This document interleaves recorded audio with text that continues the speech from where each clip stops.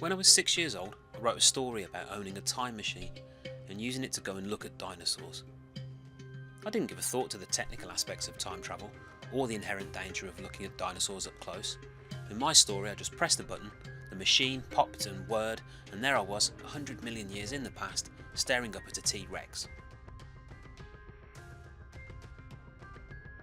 That was 1981, 12 years before the release of Jurassic Park. The only way I could connect with my obsession was through pictures in books or dusty museum exhibits. In my mind, time travel was the logical way to build a bridge between me and the monsters that populated my imagination. From the 1921 silent film, A Connecticut Yankee in King Arthur's Court, through the 1960 adaptation of H.G. Wells' The Time Machine, on past the 80s blockbusters of Bill and Ted's Excellent Adventure and Back to the Future, and right on to the mind-bending modern offerings of Primer and Source Code, the idea of being able to travel through time has always fascinated filmmakers and audiences alike. My driving force, and that of all fictional time travellers, was the need to know. That unquenchable thirst for knowledge that drives people up the highest mountains, to the depths of the deepest oceans and out into our solar system. The idea that a place is forbidden or out of bounds is frustrating for humans, and to be told that something is out of reach will only make us try harder to reach it. Time became just another country to be conquered. But as well as being curious, humans are greedy and acquisitive.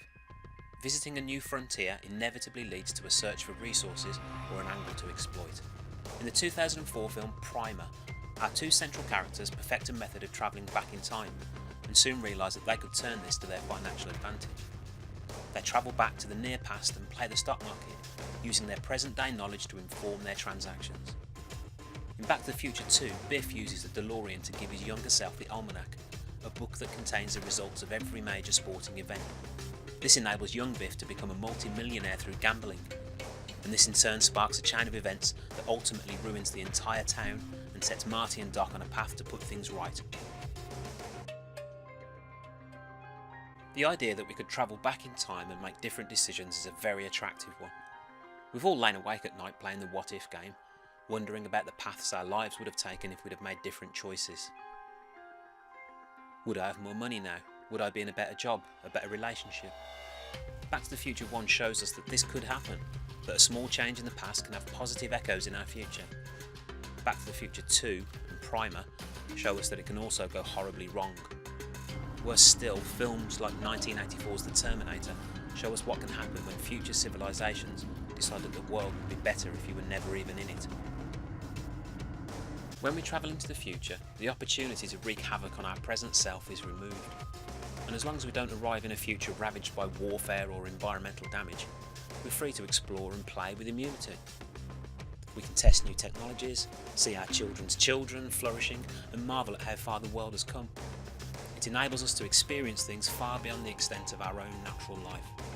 The opportunities for exploitation and greed are diminished, replaced by a more pure form of exploration, the wide-eyed curiosity of the true tourist.